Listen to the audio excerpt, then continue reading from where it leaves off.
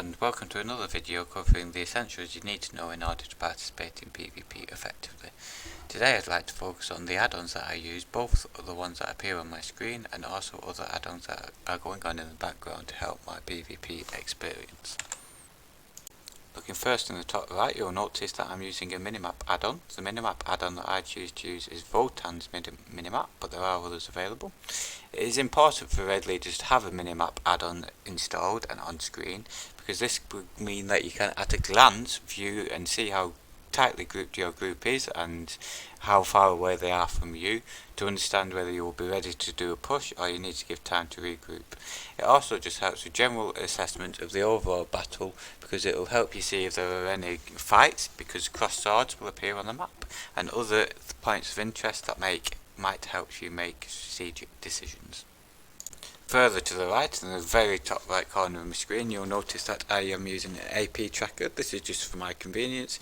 It tells me how much AP I've earned in a given play session and my progress towards the next PvP rank.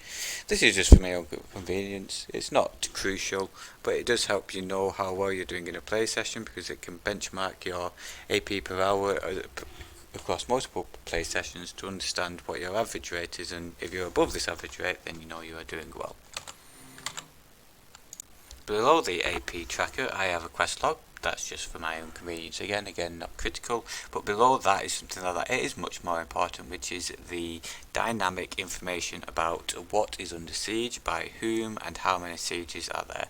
This is really important for a raid leader to have some sort of variant of this. Again, there are a couple of variants. The one that I use is part of the overall RDK add-on, which I will speak about in a bit more detail later. However, this is really crucial for raid leaders, because it can help you at a glance understand what's going on at the map, where enemies are likely to be, and therefore where it is best for you to move your group. This particular version I like because it gives an exact countdown of when flags are about to flip from 20 seconds down to 0, so you know to the second whether you'll have time to maybe get to a keep or need to move between flags if you're attacking a keep, etc, etc. Moving to the bottom right corner of my screen, you'll see that there are a number of bars indicating the various buffs I have active at any given time. When just standing around outside of the fight, this is fairly minimal, although it does help track your food and how long you have left with your food or drink. But during fights, this can be very helpful to give you information on which buffs are active within the group, and therefore which buffs will need to be soon reactivated and things like that.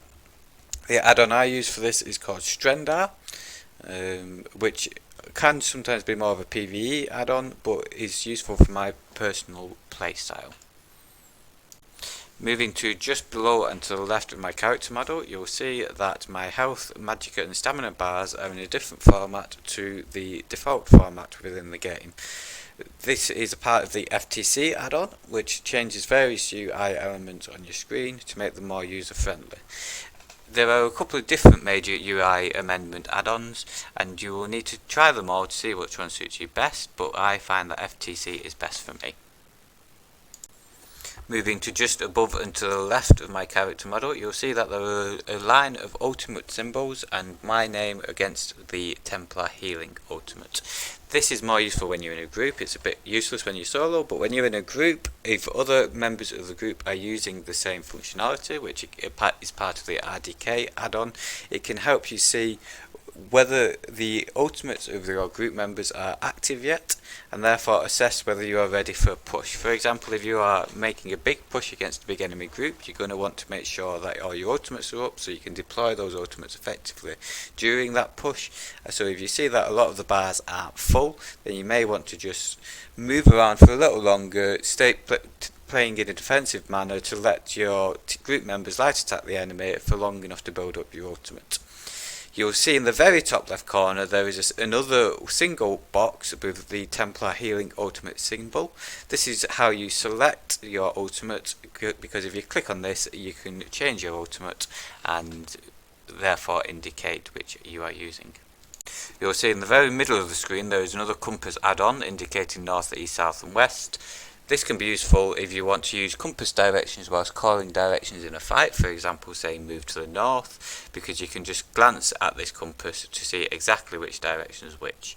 Sometimes if you say moving left and right, as I've mentioned in a previous video, this can be confusing to the group, so using compass directions where possible is ideal. However, it does rely on your group members also having some sort of compass add-on, or else they may get a little bit lost using compass directions. So that is all the functionality of all the add-ons that you can see within the player screen that I choose to use. However, I do want to go into a little bit more detail on the RDK add-on in particular, as this has a wide range of functionality, much of which isn't seen on the immediate player screen, and I do want to highlight the use of this add-on in particular. RDK is a very useful add-on, as this brings functionality of a lot of smaller add-ons together in one package. When you first install RDK, you may be overwhelmed by all the menus.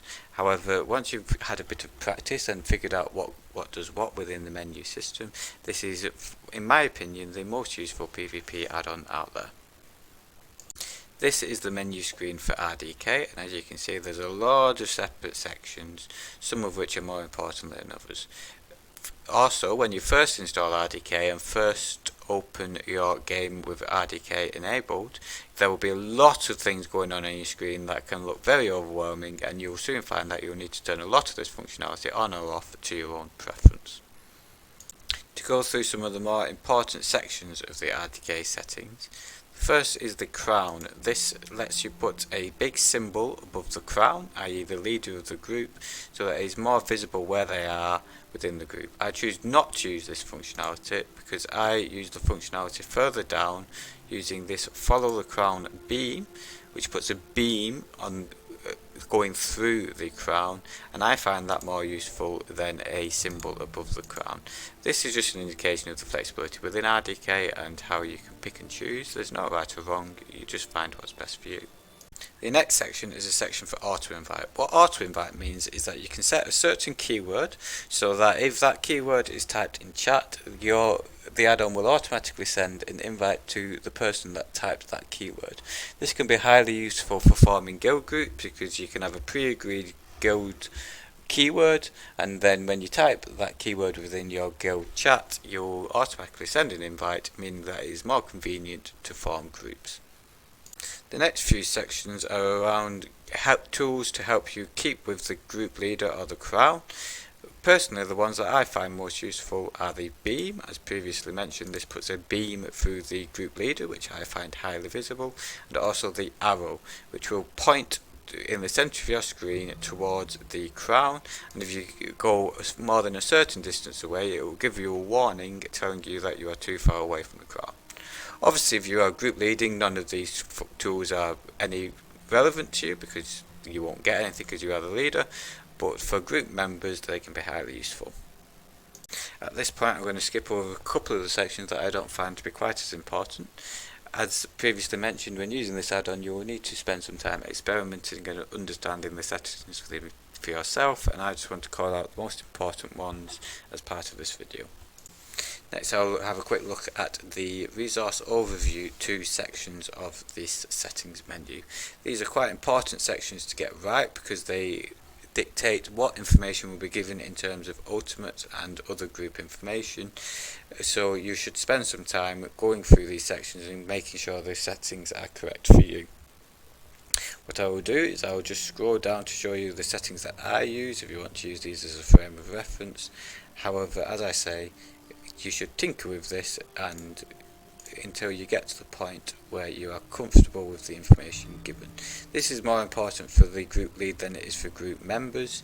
For group members, you may be comfortable leaving this as default settings and just ensuring that you have it turned on to make sure that the group leader will get information about your ultimate. Within the toolbox settings area of the settings menu, there's a lot of other elements that you can modify that are not as complicated as further up in the add-on. The ones that I find important are the Siege Merchant, which is a really underutilized resource which lets you set it so that whenever you interact with a Siege Merchant, it will automatically buy enough of certain types of siege and other equipment as defined in this section. This can be really useful because it means that you can just quickly interact with the Siege Merchant and do not need to spend a lot of time within the Siege Merchant menu, in which time the keep could go under siege or you could be losing out on the ability to do something more productive. Quick mention also to the Buff Food Tracker. This is just another useful thing to help you keep track of your food. I know that I'm duplicating this between this and Strendar, but I do personally use it in both, just because it's so important that to make sure that you keep your food active, that having it indicated in two places will make it more noticeable for me and make sure that I remember to reactivate food when it runs out. Another useful one is the camp preview, which enables you to, when having a camp selected in your quick slot, the area that a potential camp will cover if you put it down will appear on your map. This can be very useful in making sure that when you put a camp down, it will be wide enough range that your group will be able to use the camp and avoid you wasting camps if you putting it down will be too far away from the group anyway. Another useful one is the campaign auto join, which means that if there is a queue to Cyrodiil, if you turn this on, when you get to the head of the queue and the dialog box pops up to enable you to join Cyrodiil, it will automatically confirm this and have you automatically join Cyrodiil, so that you don't risk missing out on the queue and missing out on your opportunity to join Cyrodiil because you're away from the computer for more than 30 seconds and therefore missed this dialog box. So that's it. That's a whistle stop tour of all the add-ons that I use and why I use them. I hope you found that useful. As always, you can feedback if you would like to see anything different, and I'll see you next time.